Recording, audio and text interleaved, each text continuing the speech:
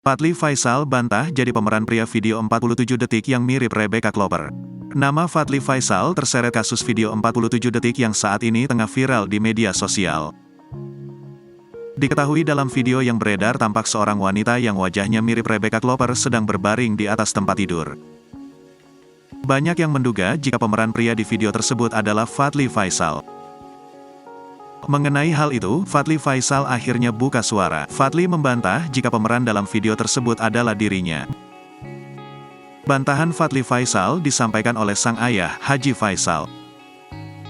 Dalam salah satu kesempatan, Haji Faisal memastikan bahwa pria dalam video yang mirip Rebecca Clover bukan sang putra Fadly.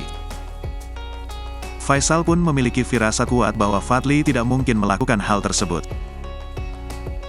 Di tengah kabar kurang menyenangkan ini, Rebecca Clover masih enggan buka suara.